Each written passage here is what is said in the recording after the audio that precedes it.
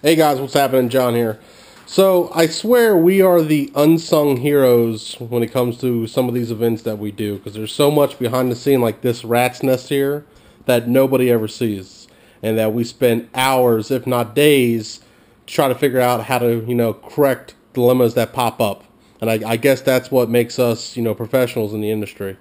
So what we have going on, we have my ATM television broadcaster, which is that little device right here. And on the back of here, we have four HDMI cables, four SDI, sorry, not cables, four HDMI inputs, four SDI inputs, and then it gives you an output via HDMI that gives you a multi-screen preview, which this is programmed, this is what's live, this is what we're about to go into. And then you have our 6 cameras and our 2 media banks, which can either be graphics or solid colors, color bars. I think it's like 60 framed promos, and that's pretty much, that's just the preview window. And then we'll get to this rat's nest in a second. In the back here, I'm not sure if you can see it, but so we can squeeze through here without knocking everything over. And I don't know how well it's going to show up, but you can sort of see the back of the broadcast unit there.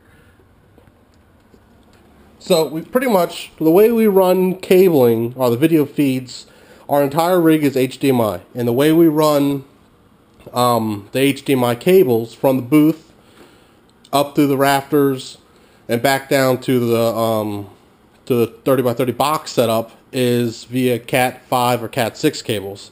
So we have our main HDMI cable, which comes out of the splitter, which then goes in to the Hall Research HDMI over Cat 5.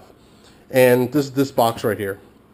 And on the back of it, you have 6 Cat 5 cables, or connections. And 2 of those will give you 1 HDMI feed once you convert it. So we have our HDMI that runs out of the switcher into the Cat 5 converter. We have our Cat 5 cable, which it takes 2 of them, that runs down, runs into that mess of Cat 5 cables. I think that's only a 50-foot run. You should see like the 200-foot runs. And then it goes in to this little Cat 5 to HDMI box. And then your 2 Cat 5 cables. These have to be powered, and it gives us our HDMI cable again.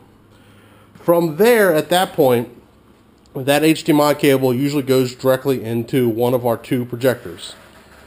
For the fight this weekend that we're doing, we have 4 screens going up. So, and the 2 other projectors that we had to rent, no one around us seems to have HDMI projectors. They all have the VGA, the DVI, the component, the composite, video style connections. So we had to convert an HDMI feed to a VGA feed. So you're going from an analog feed, or from a digital feed back to an analog feed, which is a little bit complicated because HDMI has all that encryption stuff that's done to it, and it's a toss up in the air whether or not it'll work. So we had, first dilemma we had is we had 2 more projectors, so we had to figure out how to get not 1 but 2 VGA connectors. So just for a temporary fix, we bought an HDMI splitter from Monoprice. About 60 bucks I think it was. It is powered.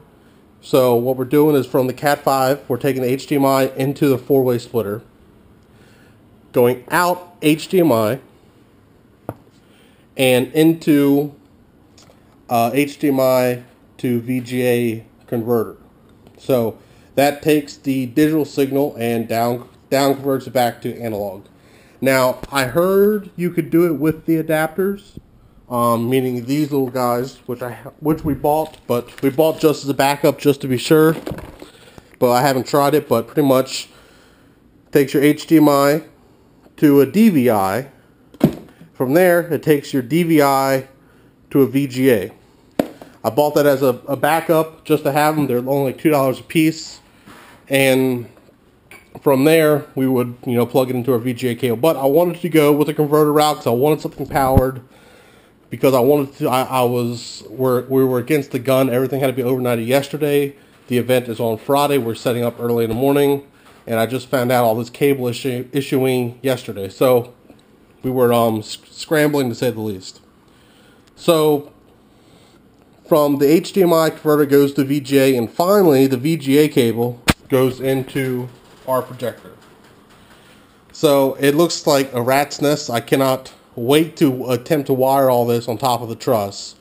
I'm sure we'll figure out some way to hide all the cables and get these guys zip tied down somewhere, but it has been hectic. But there it is. That's how we run our video system. It's a lot cleaner once we go, you know, actually into an event, but when I'm here, it's just me looking at it, so I'm not going to make it clean for you guys. But yeah, so that's how we do our videos for our rig. Hope you guys may have learned something. I know I've learned more about video in the past 24 hours than I thought I'd ever learn. And by the way, this is our BenQ MX812 short throw. And right there, it's a good, let's see, I would say that screen, and I know it's at a funky angle where we have it mounted right now, but that's probably a good 10-foot screen within 6 feet, if that. So these BenQ short throw projectors are absolutely amazing. So definitely my projector of choice. I wish we had 2 more of them because it'd be a lot easier than trying to do all this VGA conversion, but got to do what you got to do to make the event happen. And there's sticks and sticks and sticks of truss. And that's pretty much it for what we have here at the home. Everything else is locked up in the warehouse. So practice and enjoy, guys.